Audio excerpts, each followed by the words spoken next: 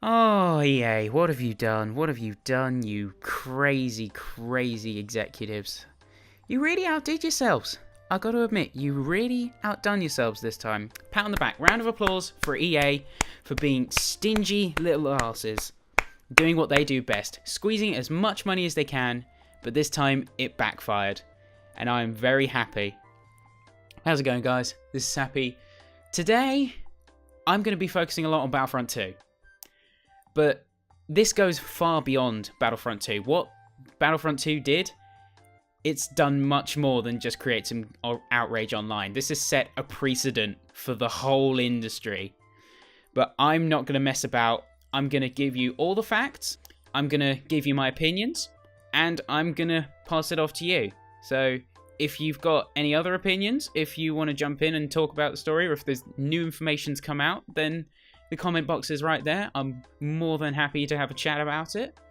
So let's jump into this Battlefront 2. Let's go right up with the beta. So in terms of the beta, what happened? People liked the gameplay, people liked the class system, but immediately, like minutes after the beta went live, there was talk already about pay-to-win, exploitative mechanics, loot box based progression, and the way that the stigma started to grow, because what people saw it as, they saw it as a £60 game in the UK, but with a free-to-play mobile business model. So you paid £60 for the base game, but to get competitive, to get an edge, to sort of stand your ground, you would have to spend countless much more amounts of money just to get a competitive edge. And thanks to some Reddit users who did the calculations, it takes 40 hours to grind for a single hero, like Luke Skywalker or Darth Vader, one of the icon heroes, the top level. It takes 40 hours. If you want to get every single thing in the game, you would have to play either for 4,500 hours, or you could spend nearly over $2,000. $2,000 on a Star Wars game. Just let that sink in for a minute. That is not right. That should never be a thing. That you have to spend so long and spend so much money to get basically competitive at the game. Because if you want the top tier items, you're going to have to spend so much money.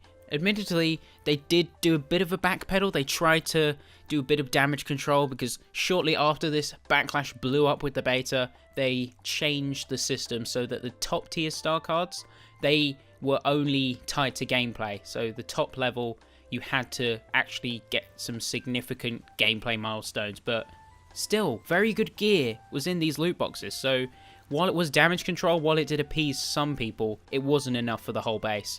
So the beta happened, there was a public outcry, they put out the video in response, which basically outlined the changes and how they tied the top tier star cards to progression and the player milestones. And then the Reddit AMA happened. And oh boy, the AMA, how badly they messed this up. Well, first off, it wasn't even a Reddit AMA, it was more of a ask me what I want to hear than an ask me anything. And when it came to a specific post and their response, pride and accomplishment. You want pride and accomplishment for grinding 40 hours for something that you could have got from day one in the previous game. Oh my, all of those Reddit downvotes, all 670-ish thousand Reddit downvotes, they were well deserved. And if we just look at the most downvoted comments on Reddit ever, Battlefront 2, negative 674,000. And then the next one has 24,000 by asking to be downvoted. It literally asked for them, and it got about 5%, not even that, of the downvotes that the Battlefront 2 post got. And of all the most downvoted things to be posted on Reddit, that Battlefront subreddit has 6 of them as of the time of this recording. Out of the top 10, the Battlefront Reddit has 6. That's really, it's not something to be proud of, EA. That and the fact that on Metacritic, well, it's come out to mediocre reviews from the actual critics. The user score, it's the second lowest score of the generation. No, scratch that. PS4 and Xbox One, it has the second lowest Metacritic score of all time. And PC, it has the lowest Metacritic score of all time. Can you not see yet that this is a bit of a problem? EA's bitten off far more than they can chew, and they're finally getting the backlash. They deserve every bit of this backlash, trust me. EA, if this ever reaches you, please learn from this. You can't push the boat out this far. You're really scummy. You are really scummy. This has clearly hit you hard, and we can see that all across the world now. So in response to all of this backlash regarding the beta and the AMA of Battlefront 2, EA had to do quite a lot of damage control. So we just talked about the loot boxes, what changes they brought out to make them, while slightly more balanced, it was kinda not really sorta balancing.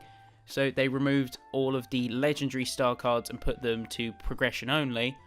And they also changed the hero prices. After the public outcry that it took either over $2,000 or 4,500 hours to get everything in the game if you went just for the credits route, EA changed all of the hero prices and cut them by 75%. So Darth Vader, Luke Skywalker, they were 60k, and they had been taken down to 15k by the time of the early access.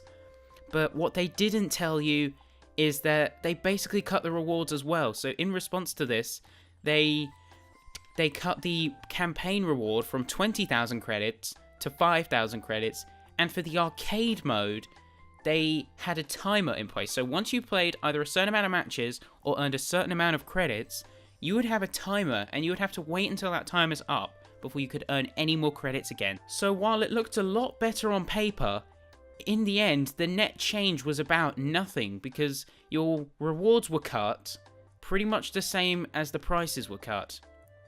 And people were up in arms about this as well. Like, when people asked why they changed the campaign rewards and why they had the arcade mode, in terms of the campaign, they said that it was designed to give you enough credits to unlock Aiden, which, if you don't know, was the main protagonist in Battlefront 2's, albeit very short, campaign. But if you're going to give us the credits to specifically to unlock Aiden, why not just give us Aiden in the first place? Just as a reward for completing campaign, why not just give us Aiden outright, instead of giving us the credits? And of course, we know why. It's so you can say, oh, I could get Aiden, or I could save up, or I could spend it on loot boxes and get complete arse. So from this whole controversy surrounding the beta and the Reddit AMA, we move on to the early access days. So how EA does their system is that if you get a certain edition of Battlefront 2, you could play, I think it was 3 days early than the actual launch date. And from that point, because so many more people had access to it, so many more people called out the pay-to-win freemium system. It garnered so much attention, we've seen it blow up all over the internet. Like, we saw even CNN Tech, like the tech division of CNN, as in the multinational American news outlet, they put out an article about Battlefront 2's predatory system. And then we get to Disney's intervention, because obviously Disney is the holder of the Star Wars name and all the properties associated with it. So if you're a company owning such a large name, such a household name as Star Wars, if you're letting a game publisher completely tarnish it and ruin it with this egregiously anti-consumer practice, you're going to get mad about it. And everyone was mystified, because just hours before the launch, the official launch of Battlefront 2, EA DICE put out a statement that basically outlined that they were removing all microtransactions from the game just coming up to launch. And that was because the CEO of Disney made a private call to the CEO of EA, of Electronic Arts, as in, this was a proper business call, and Disney basically said, you're tarnishing the name of our property, you need to change things, you need to do some serious damage control. And that prompted them to remove the microtransactions altogether. And where we stand now, at this, in terms of the status of the microtransactions, they are coming back to the game. They outlined this in the article that said they're removing the opportunity to buy crystals in the game temporarily.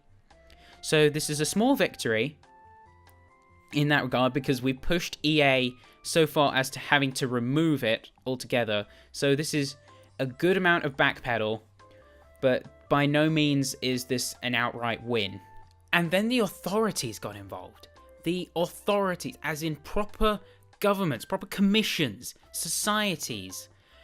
Belgium and the Netherlands, they started conducting investigations. They were prompted by the huge amount of backlash towards Battlefront 2 and the public outcry that Belgium, last week, they began an investigation into whether loot boxes were a form of gambling, an online form of gambling. And we have our answer now. They, according to the Belgian authorities, they are now deemed as gambling, and they are now making a push to ban them across Europe, or at least impose some restrictions. How their gaming commissions works, according to VTM News. So the VTM News is basically the German news outlet, and thankfully we did have some translations done, but basically it outlined that they conducted an investigation, and upon finding that these loot boxes are gambling, because they don't have a permit from the Gaming Commission, because in Belgium, if you wanted to have any form of gambling in an online medium, you'd have to have a permit. If they go forward with introducing regulation and legislation, EA would have to fork out hundreds of thousands of euros on top of the huge financial loss that they've already got because of the huge backlash, because it's upset both gamers and investors. I mean, this just sets a huge precedent. I mean, we've now got a Democrat in Hawaii, Chris Lee. He spoke out against these practices. He even used the "it's a trap" meme. Yes, that Admiral Akbar, it's a trap meme, to emphasize his point about EA's predatory, anti-consumer practices regarding loot boxes and microtransactions.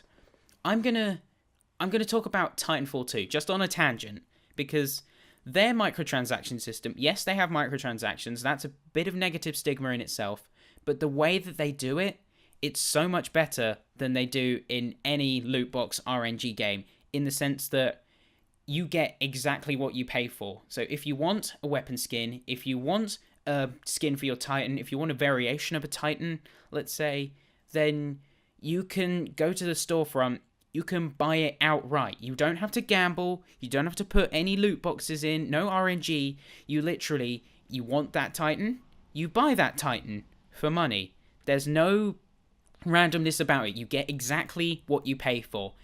And if microtransactions are to stay in games as a whole, I think that this would be the best way to go about it. Let's look at the toll that this has taken on EA. So their reputation's been driven into the ground. They've got the most downvoted Reddit comment in history. They've got legal authorities involved because of their predatory practices. Because they've sold units in Belgium without a permit to specify that these are gambling. If these legislations go forward, then they'll have to fork out hundreds of thousands of euros and have the game taken off shelves unless they either reclassify it or completely rework the game to remove these loot boxes. So I think we know that it's going to be the former in this situation. It's EA. Come on. Wake up, people. Wake up. So you've got the Belgian side of things, and on an actual financial level, I'm not going to go too deep into the finances of this, by the way. I don't want to alienate anyone from the situation, but basically, shares of EA went down by 3%. And while that doesn't sound like much, think that EA is a multi-billion-dollar company. So they've lost, from this whole debacle, they've lost about 2 billion in value of their companies. This has sort of been felt all over the industry. I mean, CD Projekt Red, as in the developers behind the Witcher series, they went out with roasted. They roasted EA in a statement saying, "We leave the greed to others," in one of their tweets on Twitter. It just makes me happy that not only is EA the scourge of the gamers, it's the scourge of developers as well. So we've got Belgium involved in this, declaring it gambling, trying to make a push for the rest of Europe to follow suit in this classification, and trying to put pressure on the ESRB to reclassify any gambling in games getting an immediate adults only rating. This one was a little bit quieter, but we actually had Jérôme Duran of the French authorities. He talked about this as well, and basically outlined pretty much a similar story to what the Belgian authorities said, in the sense that loot boxes are gambling, they've passed it on to other commissions, things like that. What I'm saying is that none of us are going to stand for this anymore. We've already got 2 countries. We've got 2 more that I haven't even talked about yet. We've got Australia as well as America talking about this. So with Australia, we had a declaration in the state of Victoria. Loot boxes are officially declared gambling, and basically they want any game in Australia that's classified that has loot boxes, all this monetized pay-to-win RNG style of progression, or just having them as an element in the game in general, just will immediately constitute an R rating. EA tried to do damage control with this, but it's already too late. Even after removing the microtransactions, thanks to Disney's CEO making a call to them about damaging their property, it's still too late. The outcry has already been made. People have already noticed. EA can't stop this now. It's snowballed far beyond them. It's crushed them, and it's going to keep on rolling. We've already got 4 countries involved in this. We've got America, we've got Belgium, we've got France, we've got Australia. More countries are looking to follow suit right now as more suspicions grow across the world about these systems. But where does this leave things? This has set a precedent for loot boxes as a whole, and this has created a huge stigma about having loot boxes in any game really, be it cosmetic, be it pay to win, whether it influences gameplay or not. Having loot boxes in your game is a huge amount of stigma to it now, thanks to Battlefront 2's huge controversy that blew up over the past week, and it's going to keep going.